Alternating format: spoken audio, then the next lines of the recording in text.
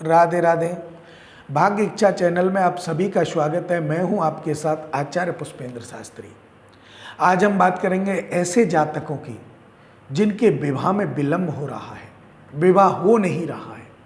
कुंडली के माध्यम से हम देखेंगे या आपके हिसाब से हम देखें कि विवाह हो क्यों नहीं रहा है, क्या विलंबता है, क्या परेशानी विवाह में आ रही है, क्यों, क्या संकट है जो विवाह में आ रहा है।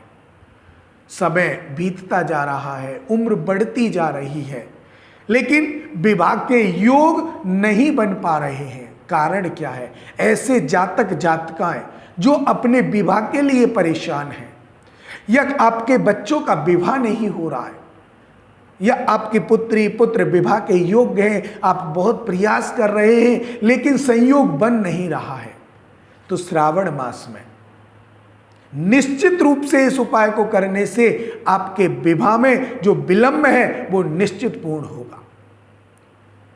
एक मंत्र आप 1.25 लाख बार जप लो। मैं पुरुषों की बात कर रहा हूं, बच्चों की बात कर रहा हूं, लड़कों की बात कर रहा हूं। पत्नी मनोरमाम देहिम मनोवृत्तानुसारिणीम तारिणीम दुर्ग संसार सागरस्य कुलोद्भवाम। इस मंत्र का 1.25 लाख जाप अगर कर लेते हैं श्रावण के पूरे महीने में, अधिक मास में मिलकर के, तो आपका विवाह अब जब देव प्रबोधनी एकादशी आएगी उसके बाद निश्चित रूप से संयोग बन जाएगा। क्योंकि मन में विचित्र विकृति उत्पन्न हो जाती है, पता नहीं कब विवाह होगा। माता पिता को चिंता बढ़ जाती है, कब विवाह होगा। एक और उपाय, प्रतिदिन सुबह उठें, उठ करके शिवालय में जाएं।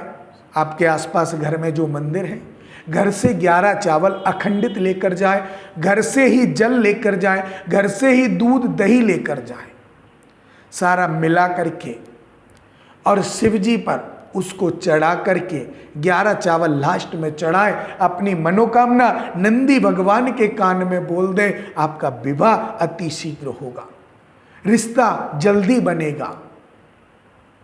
अब हम कुंडली के माध्यम से देखें तो कुंडली का जो सप्तम भाव होता है उसमें या कोई पाप ग्रह बैठा हो, या शनि नीच का होकर बैठा हो, या पाप ग्रह में बैठा हो, शत्रु की राशि पर बैठा हो, तो विवाह में विलंब होता है। आपका विवाह 30 साल से पहले नहीं हो सकता। अगर शनि की अवस्था या किसी पाप ग्रह की अवस्था सप्तम भाव में है या दृष्टि दे रही है, वो मारक का स्वामी हो सकता है, नीच का हो सकता है, शत्रु की राशि पर हो सकता है। और अगर यही हम देखें, शुक्र और मंगल आपके सप्तम भाव में बैठे हो तो आपके प्रेम विवाह के योग बनते हैं। शुक्र और गुरु आपके सप्तम भाव में बैठे हो या दृष्टि दे रहे हो तो आपका विवाह अल्पायु अर्थात 18 से 20 साल 22 साल की उम्र में आपका विवाह हो जाता है, और इससे कम उम्र में भी होने की संभावना बन जाती है। तो जो वैवाहिक जीवन है, कुंडली का आंकलन अच्छी तरह से करना चाहिए। हमें जब मालूम होता है तो मन में एक प्रश्न आता है कि हमारा विवाह किस दिशा से होगा, कितनी दूर हमारी ससुराल होगी, ऐसा प्रश्न भी हम लोगों के मन में आता है। तो सबसे पहले मैं आपको एक बताता हूं गणित के माध्यम से कि आपकी जो डेट ऑफ बर्थ है उसका पूरा आप जोड़ लीजिए। जैसे मान लीजिए 12/1/1990 आपकी डेट ऑफ बर्थ है, तो 12 1 + 2 + 1 3 और 1 4 5 और 18 23 23, और 23 को भी हम जोड़ेंगे तो 2 + 3 2 और 3 5, आपका भाग्यांक हुआ 5। अब भाग्यांक को कुंडली के भाग्येश में नवम भाव में रख करके आप आगे बढ़ जाएं। सप्तम भाव में जैसे ही हमारे ग्रह आते हैं उन्हें देखकर आप बता सकते हैं कि आपका विवाह उत्तर में होगा, आपका विवाह दक्षिण में होगा, आपका पूर्व में है या पश्चिम में है। अगर इन सब बातों की आपको जानकारी चाहिए और आप चाहते हैं कि ये सारी जानकारी आपको प्राप्त हो, तो आप हमारे इन नंबरों पर कॉल कर सकते हैं, हमसे डायरेक्ट आप बात कर सकते हैं और निश्चित मानिए आपकी सभी समस्याएं दूर होंगी।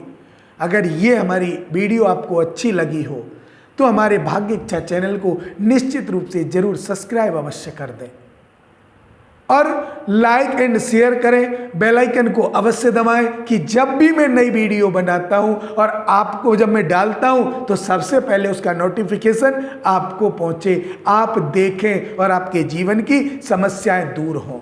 राधे राधे।